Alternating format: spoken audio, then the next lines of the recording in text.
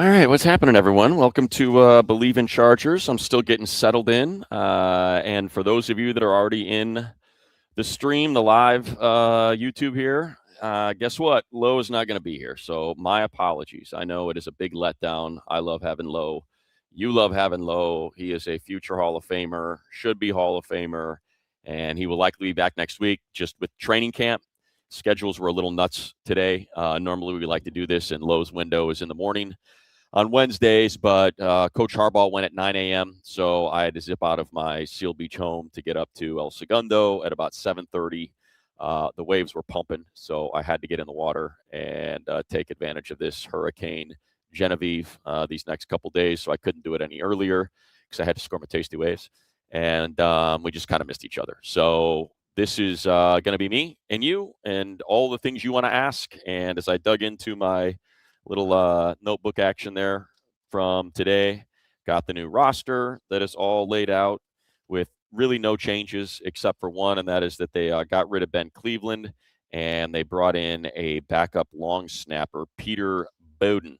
Or Bowden out of Wisconsin. So that's the one change to the roster that was not there before. So yeah, anything you have, feel free to put into the comments here, and we will try to get to you so you can co-host with me. Let's just kind of go through it chronologically. One, Coach Harbaugh. Anything stand out from his presser? I would say not a lot. I think the biggest thing would probably be him saying Rashawn Slater and Joe Alt are fully cleared to practice. So if they are cleared to practice, that suggests that their recovery timelines are on schedule and they will likely be ready to go week one when the Chargers host the Arizona Cardinals. Now, out at practice today, there were moments when Rashawn was subbed out at left tackle for Trey Pipkins, and Alt was not. So that would, and that makes sense with the ankle from Alt versus the patellar from Rashawn, that's probably the more significant injury, even though he's had longer to recover. That maybe Slater is the one that's going to take a little bit longer than Joe Alt. So yes, Pipkins popped in for him. The other thing that I would say, and then just I said I was going to do this chronologically, so let's just stick with Harbaugh and his presser. I really did not write down much because I felt like it was very similar to the stuff that we heard at OTAs. This is a ramp-up process. Today, no pads. They were in their uniforms, but they were not in pads. So his idea, the way he described it, was 13 days, 13 practices until we get to Houston for that first preseason game. And these 13 practices are going to be a ramp-up to that preseason game. And then after that, you kind of go a little bit high. He described it as a plane taking off before you can kind of level out. Now, maybe he's someone who hasn't flown out of John Wayne there in Santa Ana when they give you the warning. If you've never flown out of there, if you watching have never flown out of there, just know because of those fancy folks that live in the Bay there and what they were able to do in regulating air traffic, you hammer that gas and you pop up in a hurry. And then you dial the engines back once you get over their fancy houses and to like 10%. So you just, and it's kind of weird the first time you do it. And then you just kind of glide until you get out over the ocean as much as I don't know, whatever a plane weighs, 300-ton plane can, glide. And then they turn the jets back on. So I don't know why I said that. Point being, it's a glide. It's a slow process and getting to where they want to be for opening week. And so I think those are probably the two biggest takeaways. I'm just kind of looking at, first, August 13th is the first preseason game. If I go to the depth chart, he doesn't like talking about people individually. Oh, he did say, this is why I remember it. I asked the question, and I hate doing that. Not like it was some brilliant question, but he did say that Justin Herbert will go through certain training camp practices where he won't throw. That you will see that green ball again. That the way he described it was in a regular game week, and when you are practicing leading up to a game on Sunday, you'll have 3 days where you're going, and then there are days when you'll dial back. And he said, I treat training camp the same way, I think. So, to have Herbert just getting after it 5 days in a row before they get a day off doesn't make sense. So he will do those sort of, let's try to manage, your arm and your body and make sure you are at your best health-wise when your best is required the postseason. So we will see some of that. Didn't talk running backs. We did not talk wide receivers. I mentioned the offensive line conversation that they are fully cleared. We didn't get into the Slaughter left guard thing. I'll get into that in a second. I'm just kind of going through Jim Harbaugh's presser and what else he might have said. He did not address the Tuli situation at all. So I don't know if, he is reluctant to share contract, health, things like that. He does not want to talk to the media about it. So I don't know if he was surprised that Tuli came out in a T-shirt and shorts and was a hold-in as he and his agents and Joe Ortiz and the Chargers are working through a contract extension. He's going into his fourth and final year on his rookie deal. As not a first-round draft pick, there is no fifth-year option where you can kind of kick that can down the road a year. This is when you would do the extension. No one likes to go into an offseason without a contract if they're a premier player. And as a guy with 13 and a half sacks, and I believe the sixth highest pressure rate in the league last year, he wants an extension. So hopefully that's getting worked out. I did not talk to anybody about it today. I will try to do that tomorrow, see if I can get a little bit of insight. The conversations I had about it in OTAs sounded like they were far apart considerably. So that's disheartening. I always hate seeing this with elite players like last year with Rashawn or with Derwin in the 3 weeks that it took there. It just feels like more often than not, those soft tissue injuries creep up when you don't have guys kind of going through the ramp up process that Ben Herbert and Tuli was standing there watching Ben Herbert do the fourth quarter finishers, wasn't taking part in that. And he's not firing his legs in the drills like the rest of the defensive ends are. And Akheem Mesidor had himself a day now. He split two defenders, man. And he had a TFL. I know there's no pads on and stuff, but you can just see the get off and the explosion.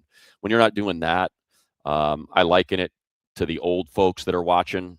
If you have ever played adult league baseball or softball and you don't regularly fire your legs, the first time you get a hit or you make contact and you fire out of that box down that first base line, I can't tell you how many times I have seen people blow a hammy.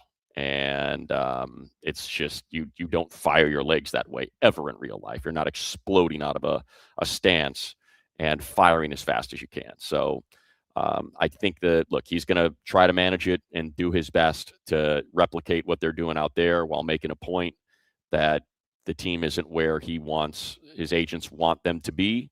And until they are, he is not going to practice. That's the only leverage players have. And I don't hold it against him for using it. It's all they have. This way he doesn't get fined because he's showing up. And hopefully they can work it out. I think history tells us that this is when they get deals done, that they're pretty good about getting these deals done. Melvin Gordon being the only one because I thought it was just a stupid ask at the time. Demanding a trade, there is no trade market out there. And ultimately you saw what that turned into. There was very little give and just a little bit of saving face. And I think it affected his season, and that was a bummer. So that's what I take from so what was I saying? Oh, yeah. Coach Harbaugh said that he was under the impression that everybody was going to practice today.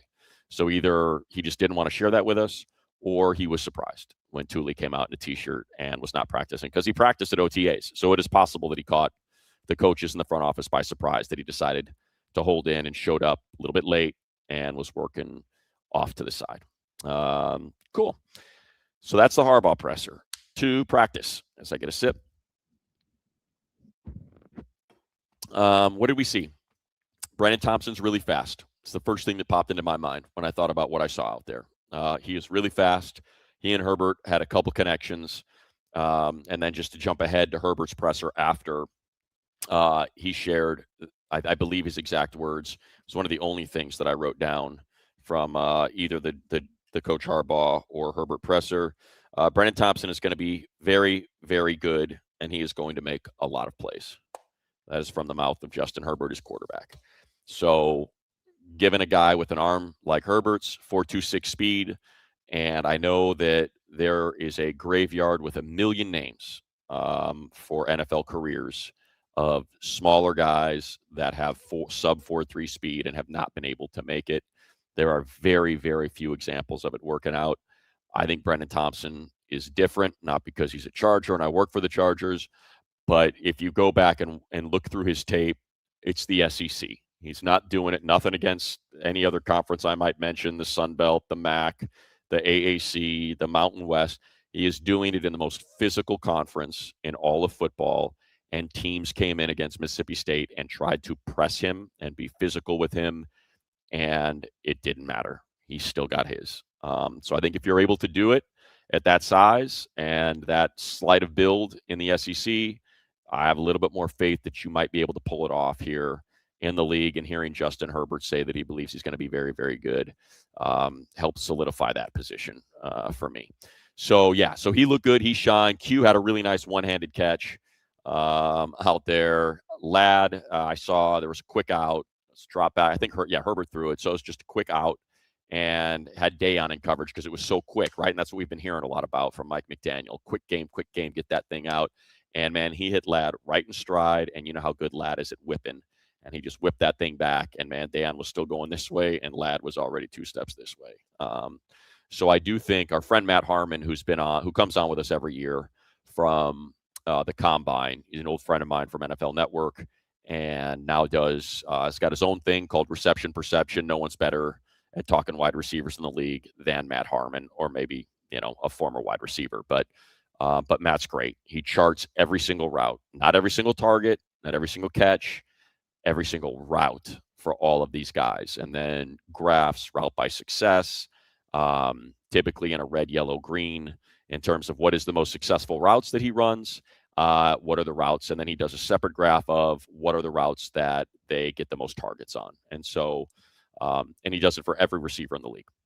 It's an incredible amount of work. He also works for Yahoo, but he posted, I think yesterday, that he thinks it is an easy prediction to say that the breakout year is going to be Ladd in this offense, especially after last year when Keenan took so many of his targets away, and you saw that sophomore slump, if you want to call it that, because he wasn't in the slot as much with Keenan back on the team, taking a lot of those third down targets and just a lot of targets in general, pushing Ladd out to the Y spot. So he believes that Ladd, and just seeing him, because remember, he wasn't really doing much. He wasn't really doing anything in OTAs. He was kind of coming back from that hammy. So he was working off to the side. So this is the first time we've kind of seen him out there in drills and stuff and running, and whew, looks good, man. Looks really, really good. I thought Charlie Kohler reminded us, he's not just a blocker. He's a guy that's got some athleticism. He was in motion a lot today. Offensive line, I think we're continuing to see that, I felt like Jake Slaughter was being used a little bit more as a backup center than he was a starting left guard. In that starting group, it was Ashika again. Slater, Ashika, Biadasz, Strange, Alt is how it went. Slaughter did get some reps in there with Biadasz and Slater, so they were working him in as well. But I am still of the belief that as it stands right now, if you were asking me to put the depth chart together, I would put Ashika there. I did talk to Taylor Lewan. He's going to be on our Chargers Weekly, if you watch that or listen to that on Friday. And in chatting with him, the longtime left tackle, former All-Pro left tackle for the Titans, he said he thinks that they should put Slaughter there. He's like, and I've heard this from both sides. Now, Taylor Lewan is an All-Pro tackle, so I'm going to probably put a little more stock into what he said. He doesn't think it's a big jump from center to guard. Talk to some other people, and you've heard Low on here say, I think it is a big jump. I think the 3 feet of space that you have center when that guy's right on top of you versus having to navigate that 3 feet of space between you and a defensive lineman is a big jump. But he seemed to think with Slater on one side and Biadasz on the other that your guards are going to be fine. And he also pointed out, because he played for Matt LaFleur before he was the OC in Tennessee before he got the head coaching job in Green Bay. And he said that was the first time that I ever played in wide zone and spread. And he said that the difference between, duo and gap and spread is you're firing off the ball. He's like, so you got to get your angle right. You got to make sure on that 45-degree angle. And there are some rules that you've got to figure out. He said, but it's going to be much more friendly for a guy like Slaughter or a guy like Cole Strange than were Greg Roman's still here and they're playing gap and they're playing duo and they're running power. That tends to expose those flaws a little bit more. Defensively, I mentioned Akheem Mesidor. The get off is just, it jumps at you when you're watching him. And those are things you can see without pads on. Just how is this guy getting off? And man, he is explosive. It's early, but he had a couple plays that were just kind of like wow plays. The defensive backs played great. Heeb still had an interception. Oh shoot, who else had one? I know there was a tip ball on a cube tip that was thrown behind him and popped up into the air. I can't remember what DB whose hands it ended up. Oh, Avery, was it in Avery Smith's? It might have been in Avery Smith's hand, but that doesn't seem right. Where are my other? Wasn't Nico? Where are my other corners? Dante, no. Cam Hart, no. I can't remember. There was one other interception out there. So yeah, that was practice. I mentioned Herbert and what he said about Brenen Thompson. Also talked about the tight end room and how excited he is, and he thinks Charlie's going to have a big year. Mentioned Charlie specifically, that there's a lot of meat on that bone from a receiving standpoint. He thinks Charlie's going to have to put up some big numbers. Referred to Charlie and David repeatedly in Joku. And like I said, he mentioned Brenen Thompson by name. So he also, said that he worked on his footwork, that in his summer vacation, those 3 weeks, besides getting engaged, congratulations to he and his lovely fiance, Madison Beer. But he did say that he worked on his footwork a lot and feels like he's up to speed, that like he's not even thinking about it now, that in OTAs he was still thinking about it a little bit, and now he's in a position where he's not even thinking about it. Derwin's just, pure energy. Talked about the safety room, how competitive it's going to be for that third safety role behind he and Elijah Molden, and yet how tight that bond is between those three guys, Genesis Smith, Tony Jefferson, and RJ Mickens, that they're all helping each other out, that he's part of that as well. Everyone's pulling for each other, trying to make them the best they can be. So whoever doesn't get the job is ready to go if they are pressed into duty, should any of the other safeties go down. So that came from Derwin. Also talked about Tuli, kind of him going through it for 21 days and how he has no question that Tuli's going to get taken care of, that the team loves him, that the players love him, that Tuli loves being a Charger, and that whole thing is going to get worked out. And else from Derwin, I don't think so. All right. Before we get to all of your comments, I do want to remind you. So I had something happen when we just went to Hawaii. I was out. Remember, Lo did the show with Michael Berger Turner. Thank you, Michael. My wife left her purse at a restaurant we went to. And if you are ever in Kauai, I cannot recommend going to Wiki Pizza enough. It is at, I think, the Honolulu Resort. It's in there, but it is the most beautiful view of any pizza place you will ever visit. It's the entire Honolulu Bay and the rock in the background. It's just this glorious, the width of the restaurant is all an open deck. And the pizza was fantastic. Just the crisp on the crust and the natural tasting ingredients. But point being, the wife left the purse there. So we have to catch a flight to go to Honolulu the next day at noon. And she didn't realize she didn't have a purse until about 9 o'clock, 10 o'clock-ish. And so we're running a scramble drill. And she comes to the conclusion that she left it in the restaurant. So I call the hotel, and they're like, well, restaurant's separate from the hotel. They don't open until 3. And I'm like, all right, I got to be on a plane. She's got her license, my daughter's license in there. We're not making this flight. She said, but I do have the owner's number, so you can try to reach out to him. So I get a text back immediately. No problem. I can be there in 40 minutes. Meet me there. I'll see if one of the managers put it in the safe. So even though they didn't open until 3, he said it was going to take him 40 minutes to drive there. That's why it was going to be 40 minutes later. And that made a positive impact, positive impression. And that's the sort of thing that you read about on ZipRecruiter. I gave him a heck of a Yelp review and a Google review.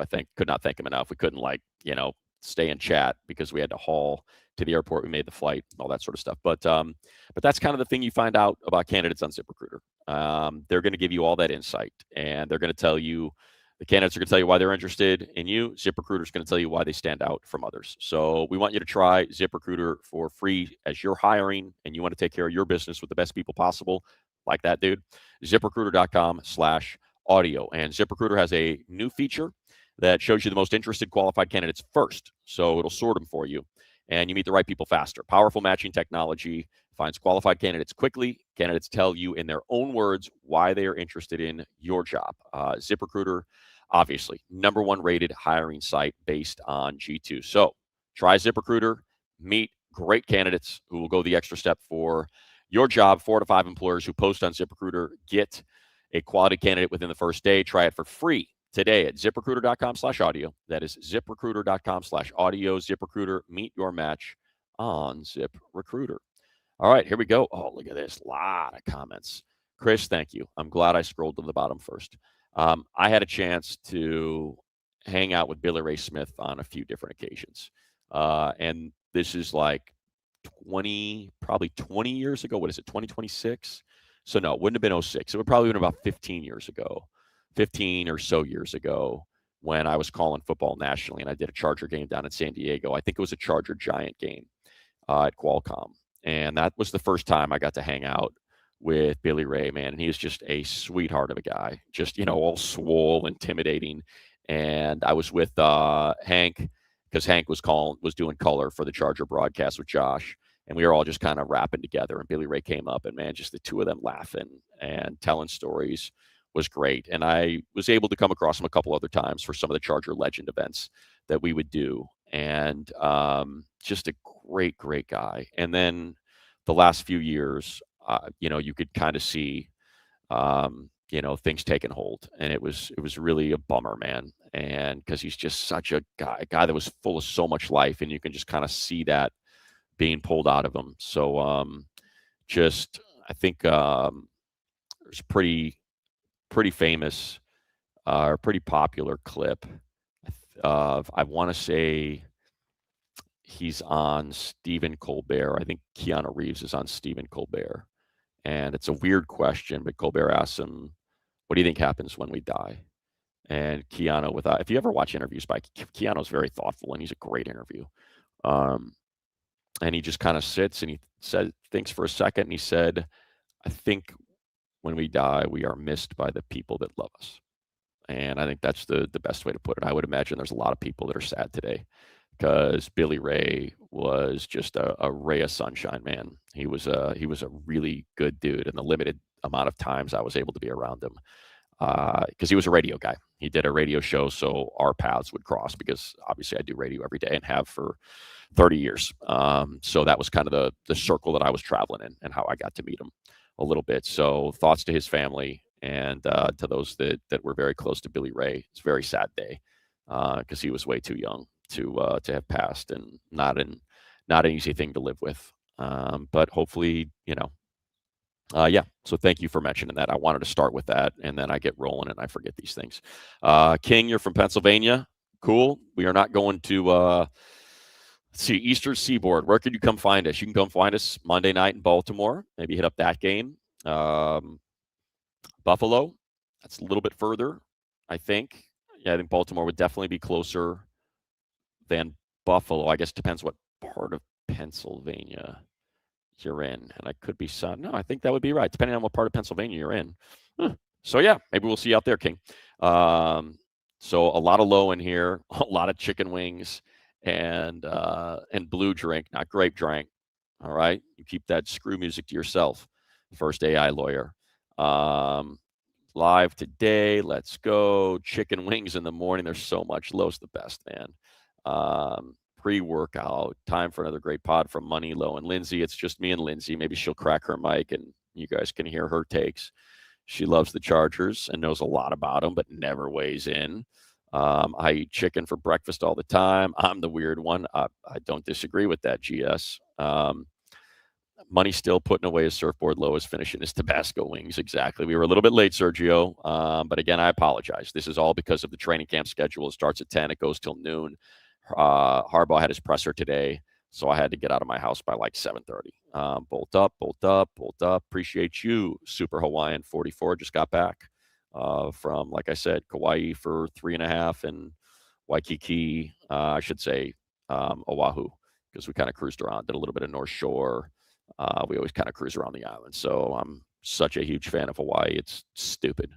Would love to spend months at a time there, if not move there. Kickoff to the Super Bowl. Yeah, a lot of that today, by the way, Shaggy. 619 Shaggy, get your San Diego going there. A lot of, hey, the Super Bowl's at SoFi. Normally guys are like, I'm focused on preseason game 1 Texans. But they're all like, oh, yeah, we're aware. Well aware. Added incentive. So kind of cool that they would admit to that. First time catching Money and Low live. Daryl or Lynn, whichever of you are here, Linda, or Daryl. I apologize that Low is not here. Hello, Sherry. It is great to see you. Um, exactly how they're low. He'll be back next week. We just, like I said, schedule got all messed up. Hello, everyone. God bless the great Billy Ray Smith. Exactly. Thumbs down. I assume that's for just having me. So I apologize, TJ, if you're still here. Why do we assume KLS will pick up McDaniel's offense? I think it's speed. I think that's kind of what you're hoping is where the KLS stuff comes in, Shaggy. That he is a sub 4.4 guy, and we know that Mike McDaniel loves speed and had a wanted poster for Keaton Mitchell and his 4.28 speed, and said he wanted to take his shirt off if Joe Ortiz was going to be able to get Brenen Thompson. So he loves speed, and KLS has speed, and so you would hope that that's where that marriage comes in. Vita Vea. So here's my read. Original Wiz, and I don't know if that's like short for Wisconsin or Wiz like Wizard. It's a perfect fit. I don't think there's any question about that. I think the cost wouldn't be too prohibitive. I don't think you're getting a 1 for a 31-year-old that's going to want to be the highest paid tackle in the league, or close to it. I think you might get a 2 and maybe, whatever additional, 2 and a 5, 2 and a 6, something like that. And the fact that the Chargers are going to get an extra 3 from the Oweh signing, I think it makes it feasible that giving up your 2 but picking up an extra 3 can help mitigate that loss of draft capital. And I think, when you look at the on-off numbers for the Tampa run defense with him and without him, it's drastic. I've told the story before. I don't know if I've ever told it here, but I happened to be on the same flight as Vita Vea going to the Combine when he was coming out of Washington and getting ready for the draft. It's a Southwest flight, so it was open seating, and it was through Phoenix. And Phoenix has, I can't remember if it's Athletes First, what's there, but they have one of those big training pods there. And so there were a ton of players on our flight. And he had the middle seat. And so I said to him, hey, and I recognize him, like, Vita, look, take the aisle seat, dude. I'm 150 pounds. You're literally double my size. One of your thighs is the size of my waist. I'll sit in the middle. It's no big deal. And he flat out refused. He's like, no, I'm sitting here. You know what? I think it was, it might not have been a Southwest flight. It might, oh no, it definitely was. It was definitely a Southwest flight. He's like, no, this is the seat that I got. I got stuck in group 3. You were already here, and and he sat in that seat the whole flight. We had a great conversation. Very polite, intelligent, engaging, young dude before even, he was a kid. He was 21 years old. And I remember, because that's the draft that we got Derwin, that the Chargers got Derwin. And I remember thinking, oh man, if Vea slips somehow, that would be incredible. He didn't. And then I was doing the draft live in those days for NFL.com. I was sitting at the desk with Bucky and I think Lance, and I'm watching that thing play out, and I'm like, oh wow, I think Derwin's going to slide, because it was Vea, it was that defensive end out of the smaller school, Marcus Davenport, who I think the Saints took right ahead of him. It was, I think McGlinchey was in that draft, and I think Colton Miller was in that draft, and they all got taken ahead. And I was like, Derwin's going to fall. Derwin's going to fall to the Chargers. And I can remember, I'm very good about hiding my fandom. I think it's unprofessional when I'm doing something like that. When it's not a Charger broadcast, it's the NFL broadcast of the draft. And so when it happened, Buck was like, come on, dude, let it out. You've been talking about it off the air. Matt calls games for the Chargers, and it was my first year calling games or second year, because I just finished 2017, because that was, right? Because Derwin was a rookie when they played the Ravens in the wild card and just blew that whole thing up. So that was a little trip down memory lane there. So yes, Vita Vea, probably gonna have to pay him at least $28 million a year. They have the money. He is 31. He has dealt with a little bit of injuries. He's a very large human being. And when you get on that side of 30, you get a little bit concerned about it. I think you probably could have the conversation of, do you just want to raise? How many years we talking? What's going to make you happy? And I do think it could line up. Do I think it's likely? I don't know. But I do think it lines up. Let's keep them all safe. Jimmy Anderslot doesn't give anything away. You think we might have McDaniel one more year? I don't know. Jimmy, I don't know. I think I just, for me, everything got thrown out the window with with um with Ben, right? When he decided not to leave when Ben Johnson decided not to leave Detroit for Washington, was offered the job, basically said no. I think so like to me, when that because he felt like, yeah, we've got a really good offense, and I don't like the jobs that are available right now. And because he got offered Carolina, I believe, and he got offered Washington, and he turned them both down. And I do think that if Mike McDaniel if there isn't an opening that he thinks is perfect and he lights it up and the Chargers make a run to the conference championship or, or the Super Bowl or something like that, and they just come up short, he could say, whatever, man, we'll do it one more time and then I'll be able to pick my job. And that's what Ben Johnson did, and he got the Bears job, which you could say is a lot better job than Carolina for sure. And I think it's a better job than the Commanders. Considering their facility, they need to build a new one. Now, I guess the Bears are in the same boat, moving to Hammond and all. But yeah, whatever. Surprise, no gold jerseys today. Yeah, I don't know, Pappy, if you're mentioning the gold jerseys for certain players, but maybe we'll see it tomorrow. Yeah, that's a great one, Shaggy. Diego, coach, told the story of going down to Peru. He goes every summer to help build schools, build homes, feed those in need. And the first time he went down, he was coming off being the head coach of San Diego and going to Stanford, and he took like a ton of San Diego, University of San Diego football stuff with him, clothes and stuff to pass out. And everybody just assumed his name was Diego, so they called him Diego and still do. Which Charger looks like they physically took a jump? Well, Trey Harris definitely put on double-digit pounds. I would say he put on at least 10 pounds. He looks thick in his lower half. So I do think you hit it on the head there, CH or CJ. CJ, I do think Trey Harris is the one that for sure stands out to me. I think Branson Taylor looks better. I do think his physique looks a lot better. Last year he kind of came in looking a little bit doughy, like rookies tend to when they've really got to put on a lot of weight and they don't really know how to do it. They're in college and they just got to get heavier, and maybe they get into some bad habits in order just to get mass. I thought he looked pretty good out there today. Ramp up for the O-line, no injuries in training camp. I'm with you, man. That's like this Nick Scorton thing in Carolina is just gut-wrenching because we went through it last year with Slater. Glide all the way to Super Bowl, no Jets. I mentioned Akheem, TJ. Yeah, that he and Brenen Thompson were the two that popped for me. His get off and Brenen Thompson's speed were absolutely on display. And I would imagine the Chargers social media feeds are going to have both of those. I have not looked through them yet, but I would assume that'll happen. Thanks for suggesting binoculars. Yes, if you're going to the training camp practices, I would recommend bringing binocs because that way you can look at the far side of the field if you want to focus in on what the drills are. It's kind of cool to get in there. Pop said about 30 mil a year. Yeah, I mean, he and I were talking about it on the sideline, and we had a little bit of a disagreement. He seemed to think that it would be easier than I do. I think it's tougher.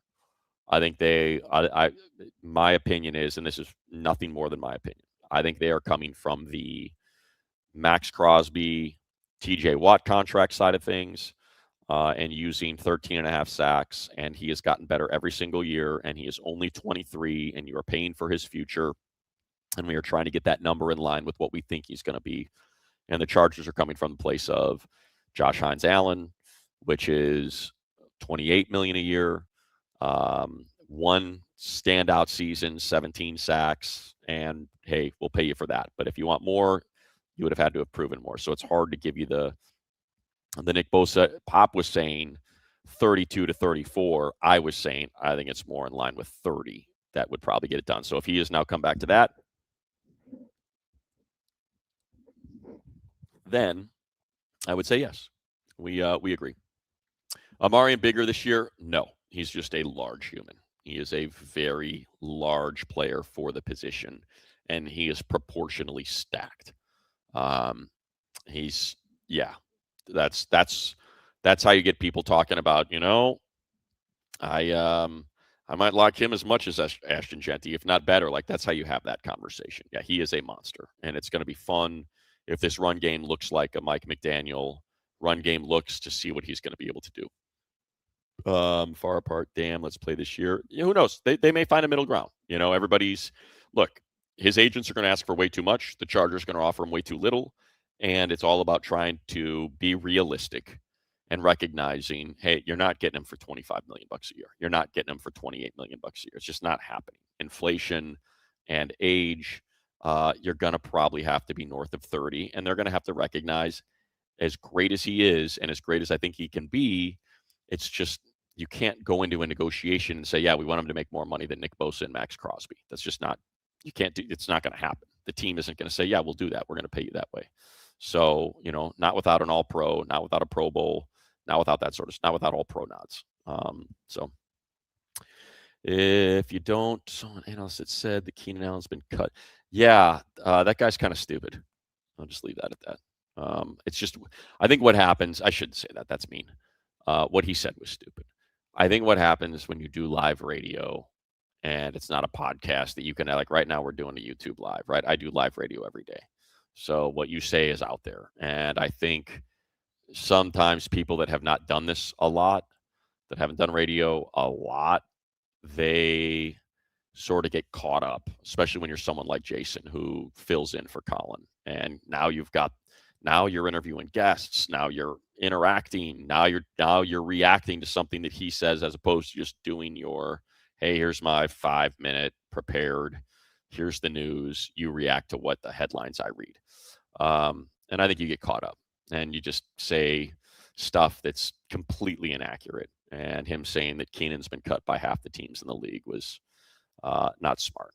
So, but it happens. Like, whatever, man. Gosh knows I've said incredibly stupid, inaccurate things on my radio show, but I've been doing radio for 30 years. He's been doing it for 30 minutes. Mike, your daughter's killing it with her social media videos. Thank you, Mike. I appreciate that. Yeah, she's doing great. She does the intro for us. That guitar riff was written by her and played by her. And she is way more famous than I am. And I could not be more happy about that. So good luck to her. She's got a new song coming out, I think, in 2 weeks or so. So if you guys follow her on socials, Preston Smith Music is Instagram. I think just Preston is the TikTok. She's had some really cool things, did some stuff with Rivers from Weezer that was really cool. And yeah, very proud of her. Are they ramping up Penning to complete it at left guard? I don't think so, Hannon. I think Penning is your 6th offensive lineman and your backup guard, if I had to guess. I think Ashika, as I look at it, is your starter. I think Penning can be very valuable as that 6th offensive lineman. And I think if you're running that, I don't know how many times they'd be running it because, look, they have great tight ends. They have a fullback. Like, if you're going to be out there in 12 or 22 with Ingold, and Charlie Kolar and Gadsden and Charlie Kolar and Njoku, maybe you don't need that 6th offensive lineman as much, but I thought he was very effective in that role last year. Because, he motions really well. He's athletic. He's huge. So I think that's, to me, a little bit more, it just seems like the more natural fit than putting him in at guard. Tuli has to protect his body. Yeah, I'm with you, Wiz. I mean, that look, like I said, I don't begrudge him holding out at all or holding in at all. And, I know that I'm happy for Rashawn that injury did not happen, because he was like, you know what, my agent will figure it out. Let me get to work here, and we'll still get the contract done. So I'm happy he got his money, and then the injury happened. And that's why Tuli's doing this. So, like I said, I just hope they come to a middle ground and figure this out sooner. Bolt up, Jason. Wish we knew how much he's asking for. No, you're going to pay him. You're going to pay Tuli. Tuli's going to get paid. He's too good. He's an ascending player. He has taken big steps every single year, and he's 23. Like, he's a guy you pay. He's like the definition of a guy that you keep around. That young, that good, that beloved, high quality character guy. So that's, Butch is really loud when he's screaming. Like, yeah, you can hear him. Aaron guy's out too. I love walking over there and watching. He's got so much energy, man. So it's day 1 of training camp, and I would assume, I've heard he's got that same energy week 13, Wednesday practice. So hopefully the O-line is really good, and it's just excitement screaming, not get this S right screaming. By By week 1, Thompson will be wide receiver 4. So that would then be, kind of right behind. I mean, I think that's fine. I think that makes sense. Ahead of KLS and Double D. I could see that. Christian Gonzalez waiting for a record-setting contract. Yeah, they're not trading that dude. And because just think, and also by the way, what's it going to cost to trade for him? Sauce Gardner got 2 1s, and I don't think there's any chance Joe Ortiz is trading 2 1s, and then making that guy the highest paid corner in the league. I'd do it, but the Patriots aren't getting rid of him. I think they just wanted to wait for the Denzel Ward contract to get done. It's a staring contest, and now that he's the highest paid player, Christian Gonzalez can now become the highest paid player. E-Dub, what's up, dude? Bolt's up to you. Already went through the Vita Vea. Tony came up with that interception earlier today. I didn't think it was Tony. I thought it was one of the undrafted rookies. Let me look here. I thought it was it Rodney Shelley? I don't know. It happened quickly, and I wasn't on the side that had the replay monitor. The North Shore was not breaking while I was there, so I was surfing south side, kind of by Publix, and then out at Threes and Pops. I went that way, then I went that way, and it was kind of pumping there a little bit more. Flawless transition. Yep, mentioned Billy Ray. Remember him, tough as nails. Ortiz, get the Tuli deal. Thank you, J-Rod. I appreciate that. Rooting for all 6 linebackers. Bad. Marlowe Wax, Junior Colson. I refuse to give up on that. Look. El Gallo Lira. All right. El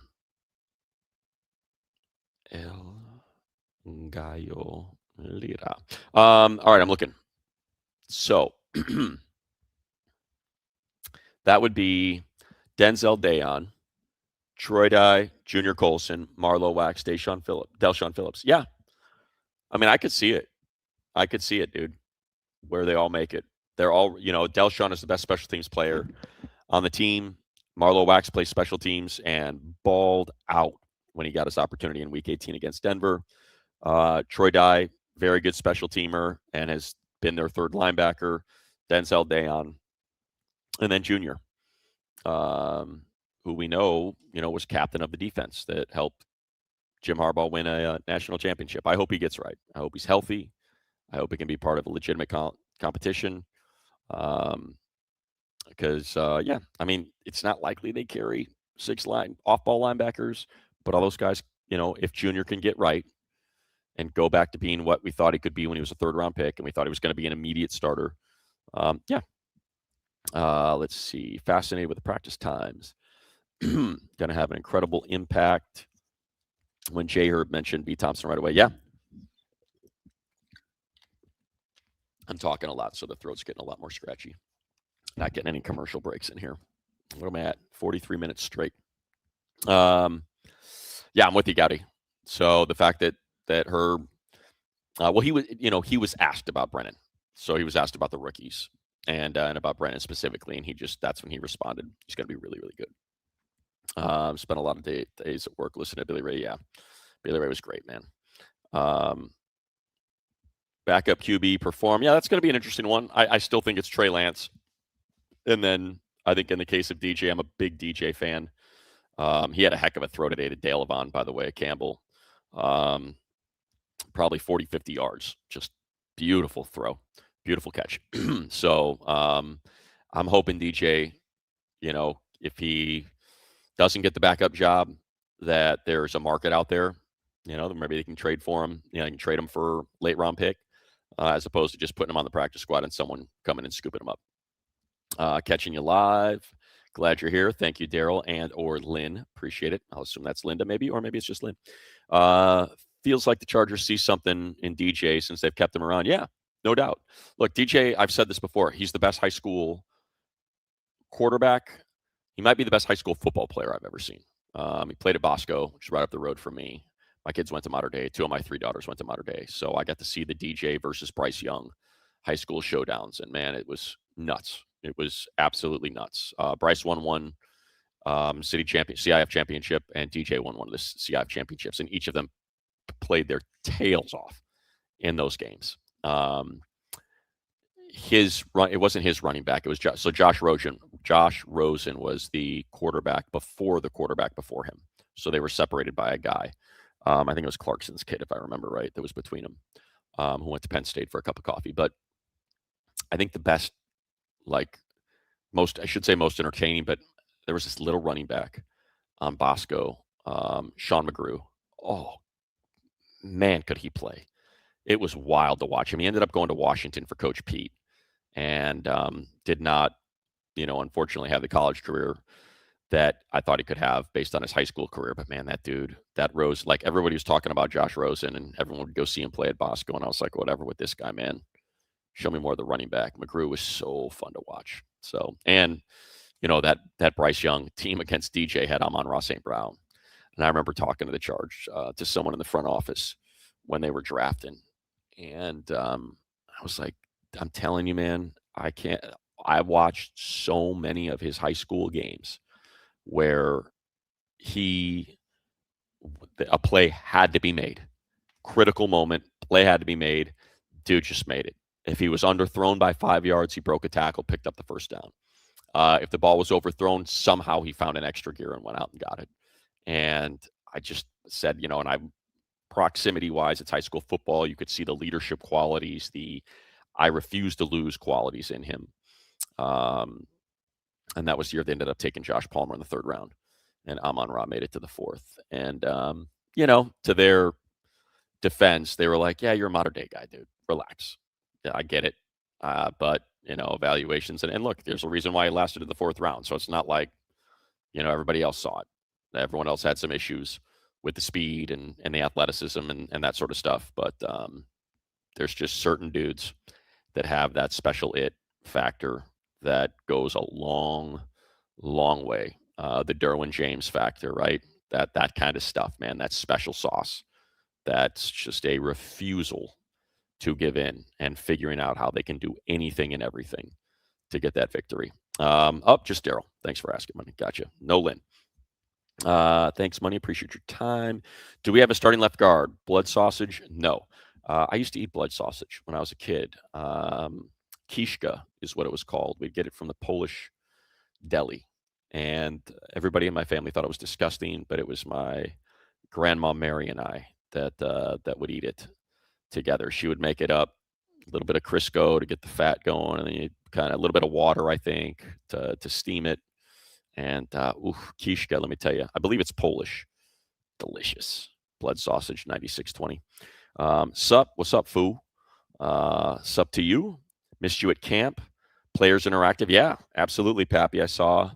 I had to go in to talk to Taylor Lewan, so I cut out of there pretty quick. Justin Jefferson is a trad candidate. I do not. I do not, Bellicose.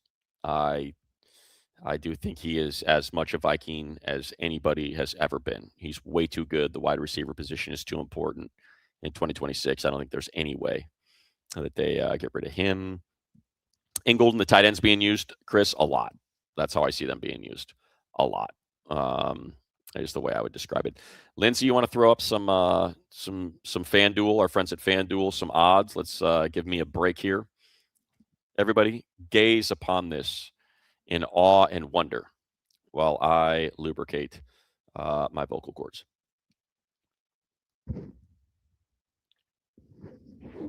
So you can see FanDuel has decided Patrick Mahomes moving around in training camp has given them the edge. It's the first time that we've seen the Chargers not on top of the AFC. So plus 175 for the Chiefs, plus 185 for the Chargers. It's essentially in line. They're basically the same.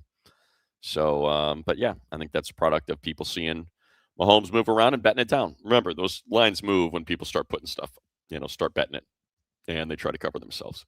So there you go. Try to get a little bit of people off of the Chiefs and onto some other teams, so they can kind of cover the whole 50-50 side of it.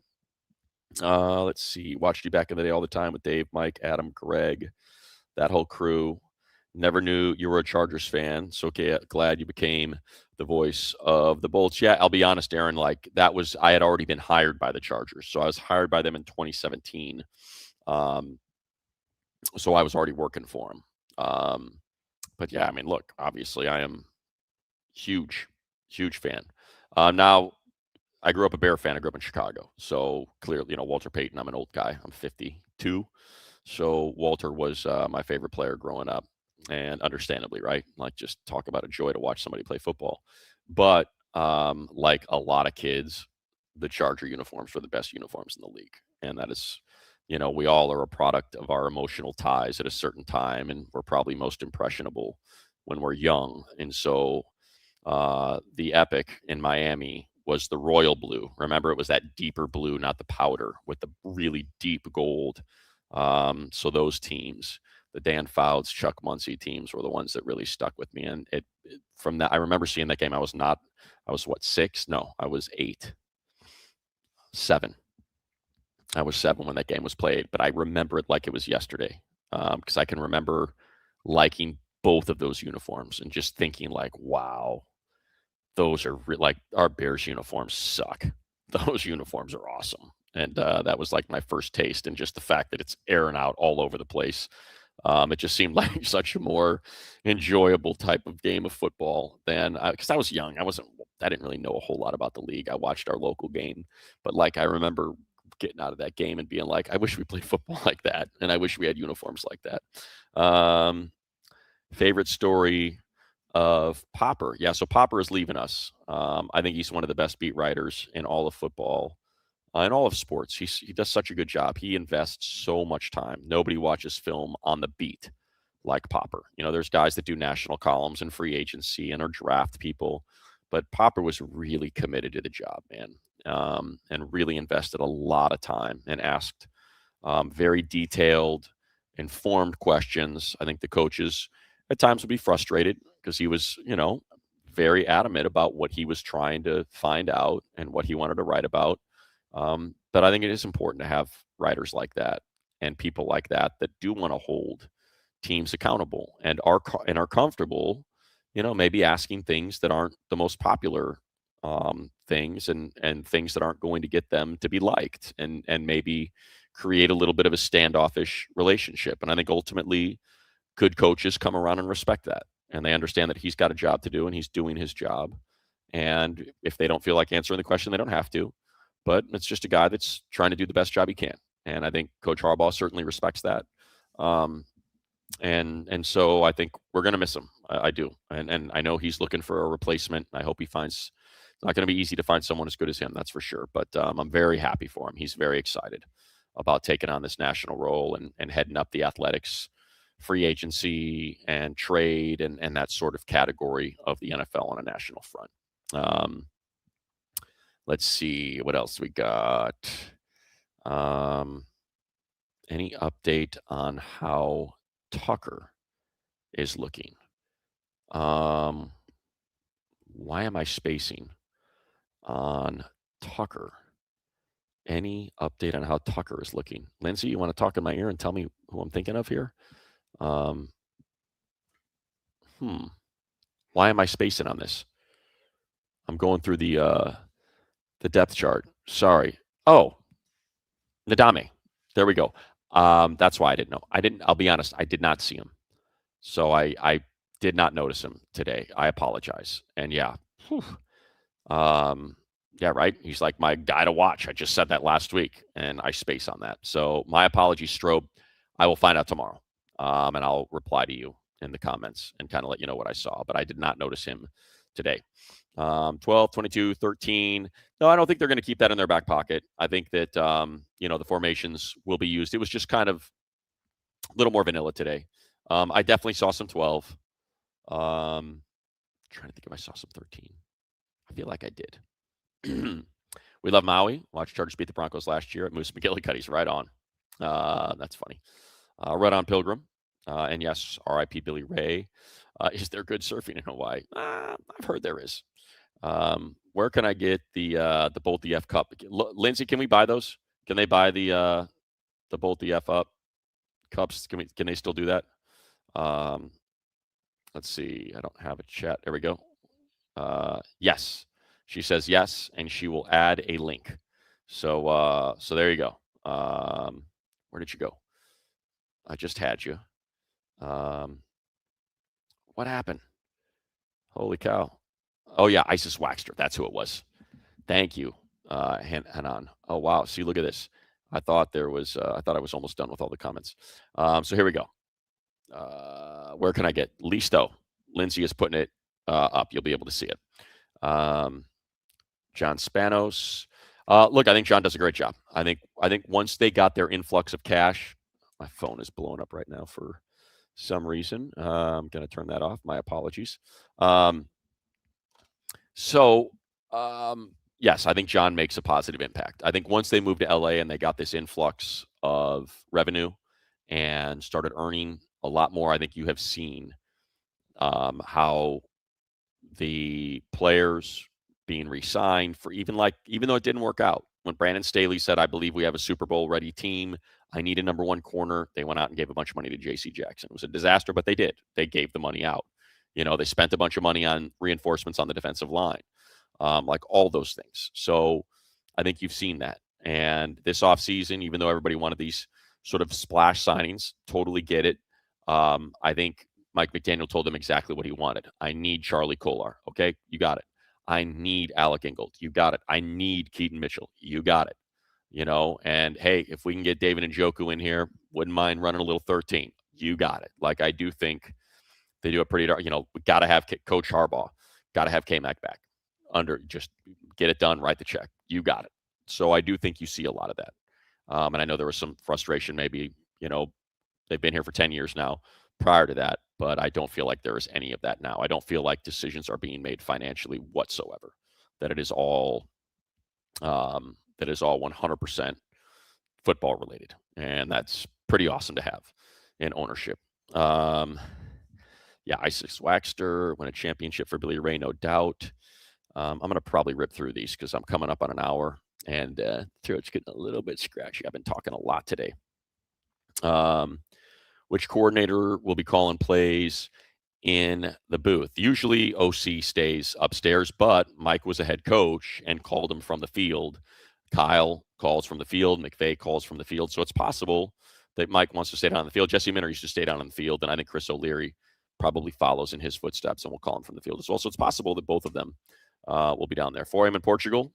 That's why I don't do a lot, but always enjoy when I can. Thank you, Sergio. Appreciate that. My daughter was just in Portugal. I am anxious to try to get out there. Watched a lot of Cole Strange's film last year. Great run blocking, second level. Pass blocking wasn't amazing. System minimized it. He is going to be a great fit. That was something that Taylor said as well when I talked to him today. He's like, yeah, when you got a guy that's in the system and it's a new system to everybody else, it's such a value to have that guy. I can't remember who he said they had in Tennessee when LaFleur came in, but he's like, yeah, we had so-and-so, and it was such a big sort of win for us. Pumped for this year. You're the best. Oh, thank you. I appreciate that, man. Jared, thank you. Let's see. Same with Cross-Eyed Billy. Thank you. How do I feel the coaching staff will prep Justin for the playoffs? I think you go into a game like they went into against the Patriots, and it's a guy that took 250 hits or however many hits it was over the course, and you look at that defensive line and you see them pinning their ears back, and like almost immediately they're in your lap, and the running game is not working, and Amari and Hampton can't go, and I think you just get these seeds of this is going to be a long 60 minutes.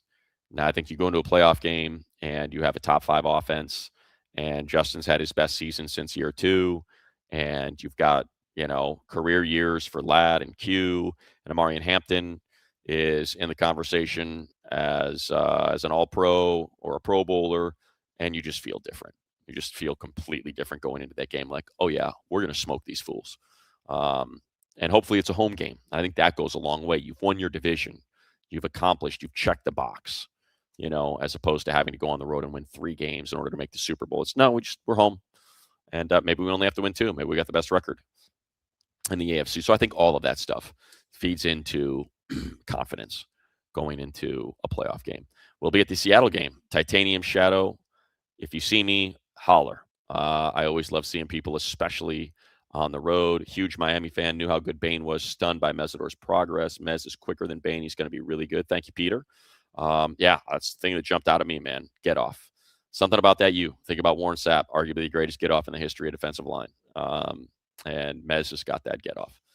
Inside scoop on the Vita trade. I do not. I promise. I didn't have a chance to talk to Joe today or anybody in the front office.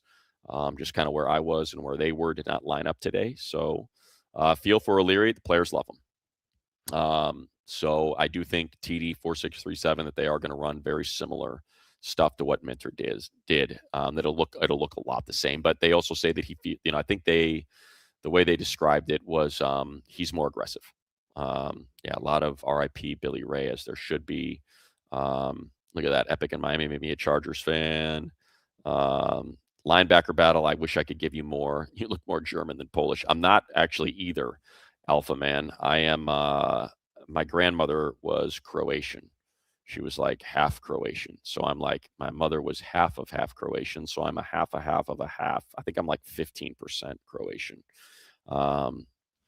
Chief saying up there, fun to hear your stories. Thanks for doing this. Thank you, Mike. Chargers winning the division. Love it. That's what I'm going for. Epic. Oh, crazy. I grew up a Bears fan and moved to the Chargers in 2019-20. There we go. Right on, man. And you are 100 or 114. Nadame. Yeah, there we go. So that was when I was trying to figure out who Tucker was. What a dummy I am. Tuli could be an extra reason why Vita Vea would want to come to the Chargers. Yeah, exactly. Get the Tongan going, right? That was a terrible Tongan. Trying to get it perpendicular. There we go. Pop. There it is. There's the link, by the way. It's 7:58 p.m. if you want to get the Bolt the F Up Cup. First time catching you live. I'll be there Monday. Jew, I will see you on Monday. So make sure you holler at me from the 8:05 coming up from San Diego. Have a good night, bro. Thank you, Dan. You as well. Media killing it. Oh, yeah, I haven't seen the new mini movie. I want to see it, though. I know they had me sit for that and talk a lot. So enough about me. Let's talk about me. I'll have to go watch me. Oceanside, I love it. I love Oceanside. Matt, huge fan. I go down there. My buddy Heath is a big Charger fan, and I go visit him at JS. Love their surfboards. Down in Oceanside, surf the pier. Great coffee shop right there. It's a cool little pop in, see them. Across the street, have some coffee. They have incredible croissant sandwiches. Hit the pier, or usually is hit the pier, surf, get the coffee, go to JS, and hang out with those guys. And if you surf and you live in San Diego, they make great surfboards. I do love them. The JS Garage. There you go. Bless you for going alone. Sorry if you answered this already. See Vita Vea being it. Yes, I did answer that. And I said I do think the trade compensation would probably be viable because they have the extra third. If it's a 2 and 2+, so you give them a 2 and you give them a 5 or you give them a 6 or something, they have that extra 3. That would work out. But I do think the money is the bigger concern at 31 years old if you got to pay him over $28 million. Do I think the slander on Herbert affects him at all? No, I don't. I think there are people that say they don't pay attention to the media. Herbert definitely does not pay attention to the media, or he definitely ignores the media. It is not his thing. I think he's on social media because his people tell him he's got to be on social media to promote stuff and sell Dr. Squatch and all that sort of stuff. But other than that, I don't think he pays attention at all. He's a super just kind of guy. Let's see. Herbert for MVP. Yeah, very sad. Kobe Ipa. Very, very sad. No doubt. Those damn e-bikes, dude. And those motorcycle bikes. Just, it's a bummer. All right, everybody. An hour 3. And this is itching. Thank you for joining me. I really appreciate all y'all. And we will be back next week. We'll figure it out. We'll get the schedules ironed out. Today was just a weird one. Lowe will be back next week. Let him know on social media how much you love him, how much we want him in the Hall of Fame. And, yeah, man, thanks for being here. That'll be it. So we'll be back next week. Thank you, Lindsay, and everybody else. Bolt up.